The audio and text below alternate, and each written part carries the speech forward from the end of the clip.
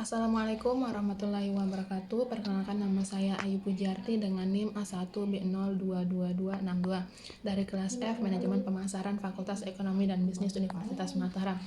Di sini saya akan menjelaskan materi tentang hukum perdagangan dan hukum perdata, korelasinya dalam ekonomi. Sebelum itu, saya akan menjelaskan materi tentang sumber hukum dagang.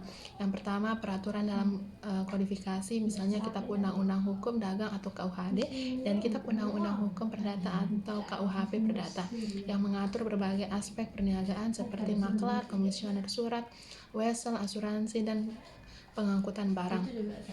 Yang kedua, pengaturan di luar kodifikasi terdiri dari undang-undang seperti undang-undang perseroan terbatas, pasar modal, dan perbankan, serta peraturan terkait HAKI, monopoli, dan persaingan usaha tidak sehat. Adapun contoh korelasinya dalam ekonomi, yaitu pengaturan ini mendukung kelancaran kegiatan ekonomi nasional dan internasional, menciptakan kepastian hukum begitu pelaku usaha, melindungi hak-hak konsumen, dan menjaga stabilitas pasar.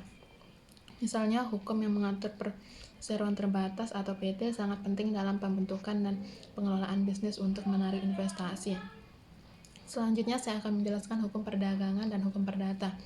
Hukum perdagangan adalah hukum yang mengatur tingkah laku manusia dalam kegiatan perdagangan dengan tujuan mendapatkan keuntungan. Ini termasuk hubungan hukum antara manusia atau badan hukum dan kegiatan ekonomi seperti perdagangan, barang dan jasa, industri keuangan, seperti aktivitas usaha lainnya. Menurut C.S.T. Kansil, hukum perdagangan sering dipandang sejajar dengan hukum perusahaan, di mana perusahaan menjadi entitas yang terlibat dalam kegiatan dagang. Adapun contoh korelasinya dengan ekonomi. Jadi dalam ekonomi, hukum perdagangan sangat berkaitan dengan mekanisme pasar dan sistem ekonomi. Misalnya, hukum dagang mengatur aktivitas ekonomi seperti transaksi bisnis, ekspor-impor, pasar modal, dan kontrak bisnis. Dalam proses ini, hukum memberikan kerangka hukum yang menjaga agar kegiatan ekonomi berjalan dengan baik dan transparan, mencegah kecurangan, dan menjamin adanya keadilan dalam persaingan.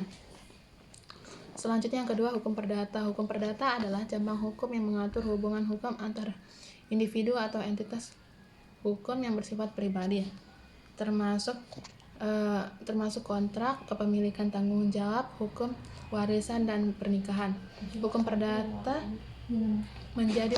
dibagi menjadi beberapa bagian. Buku 1 atau orang mengatur tentang orang sebagai subjek hukum. Hukum keluarga termasuk hukum warisan buku. Yang kedua, benda mengatur benda sebagai objek hukum, hak kelebihan dan kepemilikan buku. Buku 3 perikatan mengatur hak dan kewajiban dan muncul dari perjanjian atau perbuatan melawan hukum. Buku 4 pembuktian dan daluwarsa mengatur alat bukti dan jangka waktu tertentu dalam hal pelaksanaan hak. Contoh korelasi dengan ekonomi. Dalam ekonomi, hukum perdata relevan dalam transaksi bisnis, di mana kontrak sangat penting untuk mengatur hak dan kewajiban pihak yang terlibat, misalnya dalam transaksi jual beli properti atau kontrak kredit. Hukum perdata memberi dasar hukum yang kuat agar kesepakatan tersebut sah dan melindungi hak-hak masing-masing pihak. Mungkin sekian dari saya, kurang lebihnya mohon maaf. Wassalamualaikum warahmatullahi wabarakatuh.